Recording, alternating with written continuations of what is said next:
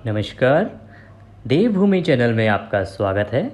आज के इस वीडियो में हम बात करेंगे एक ऐसे व्रत की जो हमारे संतान के लिए, जो परिवार की सुख समृद्धि के लिए बहुत ही महत्वपूर्ण है। हम बात कर रहे हैं संतान सप्तमी की। संतान सप्तमी एक ऐसा व्रत, एक ऐसा दिन जिस दिन पूजा पाठ करने से अगर किसी को संतान नहीं है तो उसे संतान की प्राप्ति होती है। अगर उनको संतान है तो ये व्रत उनकी लंबी आयु के लिए या उनके आर्थिक हालात और शारीरिक हालात को अच्छा बनाने के लिए किया जाता है। अर्थात ये जो संतान सप्तमी का जो व्रत है ये संतान की संपन्नता के लिए किया जाता है। इस व्रत को हर वर्ष भाद्रपद मास की शुक्ल पक्ष की सप्तमी तिथि के दिन किया जाता है। कई लोग इसे मुक्ताभरण व्रत और ललिता सप्तमी व्रत के नाम से भी जानते हैं। हमारा हिंदुस्तान क्योंकि एक बहुत बड़ा देश है, यहाँ पर अलग अलग नामों से अलग अलग व्रत त्यौहार जाने जाते हैं। तो कुछ जगहों पर इसको मुक्ताभरण व्रत के नाम से जानते हैं, कहीं कहीं पर इसको ललिता सप्तमी के नाम से भी मनाया जाता है। संतान सप्तमी के दिन भगवान सूर्य और शिव शंकर, माता पार्वती और उनके परिवार की पूजा होती है। मान्यता है कि इस दिन का व्रत करने से आपको संतान की जो प्राप्ति होती है, संतान आपकी दीर्घायु होती है और उनकी सभी जो मुसीबतें हैं वो टल जाती हैं। बात करते हैं कि संतान सप्तमी जो है इसकी पूजा विधि क्या है, कैसे इसको पूजा करना चाहिए या इसकी जो सामग्री है वो क्या है। तो आइए आरंभ करते हैं, बताते हैं आपको कि सामग्री में आपको इसके लिए क्या क्या चाहिए। इसमें आपको एक शिव परिवार का जो पूरा है, या तो आपके घर में मंदिर में होगा या उसकी कोई शिव परिवार के जो कोई एक तस्वीर होनी चाहिए आपके पास। इसके अलावा एक लकड़ी की चौकी, कलश, अक्षत, मौली, केले के पत्ते हों तो अति उत्तम है। सफ़ेद कपड़ा, श्वेत वस्त्र जिसे हम कहते हैं, फल, फूल, आम पल्लव, भोग लगाने के लिए 7 पुआ या मीठी पूड़ी जो आप बनाते हैं, आपके यहाँ पे बनती होंगी, वो रखें। कपूर, लौंग, सुपारी, सुहाग का सामान और चांदी का एक कड़ा रखने की एक रिवाज है बहुत सारी जगहों पे। आपके यहाँ रखा जाता है तो एक चांदी का कड़ा या रेशम का धागा रखें। अब आगे बढ़ते हैं, बताते हैं कि इसकी पूजा विधि कैसे है, आपको पूजा करनी कैसे है। इसके लिए ज़रूरी है पहले ये जान लेना कि जो संतान सप्तमी है ये है कब। संतान सप्तमी का व्रत इस वर्ष 22 सितंबर को रखा जाएगा। हालांकि सप्तमी तिथि 21 सितंबर को 2:14 पर शुरू हो जाएगी, पर सूर्य उदय के अनुसार यह 22 सितंबर को है, इसीलिए 22 सितंबर को ये मनाई जाएगी। और इसके लिए जो शुभ मुहूर्त हैं, अगर उनकी हम बात करें तो सबसे अच्छा अनुकूल जो मुहूर्त है वो ब्रह्म मुहूर्त जिसे हम कहें तो 4:35 से आरंभ होगा और 5:22 तक रहेगा। अभिजीत मुहूर्त की अगर कोई बात करना चाहता है, उसमें कोई पूजा करना चाहता है तो वो 11:49 से दोपहर को 12:38 तक रहेगा। कुछ लोग गोधूली में पूजा करते हैं तो उनके लिए समय रहेगा 6:18 से शाम को 6:42 अर्थात 6:42। अमृत काल का जो समय है वो सुबह का समय रहेगा 6:47, 6:47 से शुरू होके 8:23 तक आप ये पूजा कर सकते हैं। ये अमृत काल का समय रहेगा और 22 सितंबर को ये व्रत रखा जाएगा। आइए अब आपको बताते हैं कि पूजा विधि क्या है, पूजा आपको कैसे करनी है। तो सबसे पहले इसके लिए आपको 22 तारीख को सुबह ब्रह्म मुहूर्त में उठना है, उसके बाद स्नान करके स्वच्छ कपड़े पहनने हैं। इसके बाद शिव जी का जो परिवार है उनकी जो एक तस्वीर आपके पास होगी, तो उस तस्वीर का करना क्या है आपको कि एक पट्टा या चौकी हमने आपको बताई थी सामग्री में, उसको लें, उस पर एक कपड़ा, सफ़ेद कपड़ा आपको बताया था, उसको बिछाएं। उसके ऊपर उस पर थोड़े से अक्षत रखें, चावल रखें और उसके ऊपर भगवान की वो तस्वीर रखें। उसके बाद आप इस पूजा का संकल्प लें कि आप सप्तमी का जो व्रत कर रहे हैं ये अपने संतान के प्रति, और इसमें भगवान आपको आशीर्वाद दें कि आपका ये व्रत सफल हो, आप पूजा जो कर रहे हैं ये पूजा आपका सफल हो।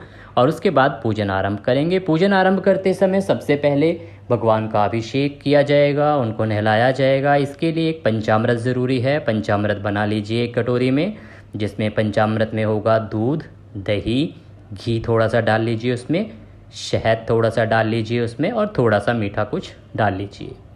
इस तरह से पंचामृत बना है। एक गेंदे का फूल लीजिए, उससे थोड़े से छींटे तस्वीर पर दीजिए जो आपने शिव परिवार की रखी होगी वहाँ पे। उसके बाद एक जगह आपने शुद्ध पानी रखा होगा, हो सके तो गंगाजल उसमें डाल लीजिए और उससे फिर आप स्नान कराइए। थोड़े से छींटे दीजिए पानी के उस तस्वीर पर और उसके बाद एक साफ़ कपड़े से उस तस्वीर को साफ़ कीजिए। उसको साफ़ करने के बाद उस पर तिलक लगाइए सभी को। तिलक लगाने के बाद मौली आपके पास होगी, मौली सबको अर्पित कीजिए। छोटे छोटे टुकड़े आप तोड़ के और उनको सभी को अर्पित कीजिए। वो अर्पित करने के बाद उनको फूल माला पहनाइए, फूल अर्पित कीजिए, फिर फल उनको अर्पित कीजिए।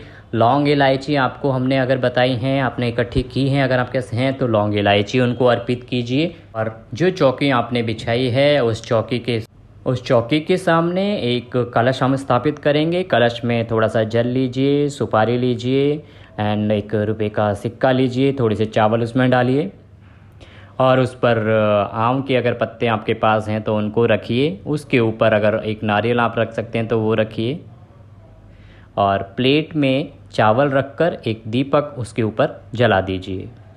फिर भगवान को चढ़ाने वाले आटे और गुड़ के 7 पुए, जिसे महाप्रसाद कहा जाता है, अगर आपके पास केले के पत्ते हैं तो उन्हें केले के पत्ते में बांधकर वहाँ रख दीजिए, अन्यथा आप किसी प्लेट में भी रख सकते हैं। इसके बाद फूल फल दीप से विधिवत हमने जैसे शिव परिवार का पूजन किया वैसे ही कलश पे भी आप फूल माला अर्पित कीजिए और उधर भी वहाँ भी तिलक कीजिए। इसके बाद हमने आपको बताया था कि जो चांदी का एक कड़ा होता है, अगर आपके यहाँ ये रिवाज है तो एक चांदी का कड़ा, अगर आपने नया बनवाया है तो ठीक है, यदि पुराना उपयोग कर रहे हैं तो पहले चांदी के कड़े को शिव परिवार के सामने रखकर दूध व जल से शुद्ध करके उसको टीका लगाकर भगवान का आशीर्वाद ले लें। इसके बाद चांदी के कड़े को अपने दाहिने हाथ में पहने, याद रहे कि दाहिने हाथ में पहने इसको। और इसके बाद संतान सप्तमी की जो व्रत कथा है उसको सुनना आरंभ करें।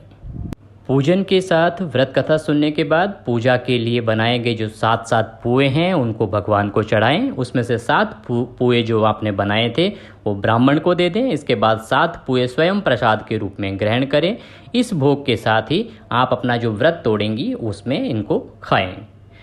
अब क्योंकि बात हमने की थी संतान सप्तमी व्रत कथा की, तो आइए अब हम संतान सप्तमी व्रत कथा आरंभ करते हैं। कथा आरंभ करने से पहले अपने हाथ में थोड़े से चावल के दाने ले लीजिए, फिर हम कथा श्रवण शुरू करेंगे। अब हम कथा आरंभ कर रहे हैं। प्राचीन काल में नहुष अयोध्यापुरी का एक प्रतापी राजा था। उस राजा की पत्नी का नाम चंद्रमुखी था। उसके राज्य में ही विष्णुदत्त नामक एक ब्राह्मण रहा करता था, जिसकी पत्नी का नाम रूपवती था। रानी चंद्रमुखी और रूपवती में बहुत गहरा प्रेम था। एक दिन वह दोनों सरयू में स्नान करने गई हुई थी। सरयू जो कि एक वहाँ पे नदी है जहाँ दूसरी स्त्रियाँ भी स्नान कर रही थी।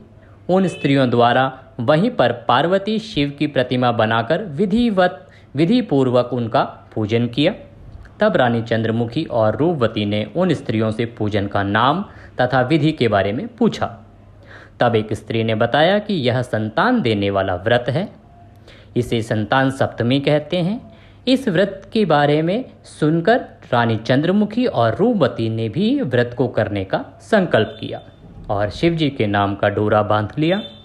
परंतु घर पहुंचने पर वह अपने संकल्प को भूल गई, जिसके कारण मृत्यु के बाद रानी वानरी और ब्राह्मणी मुर्गी बनी। अगला जन्म हुआ तो रानी जो है उसको एक बंदरिया का जन्म मिला और जो ब्राह्मणी थी वो मुर्गी की योनि में पैदा हुई।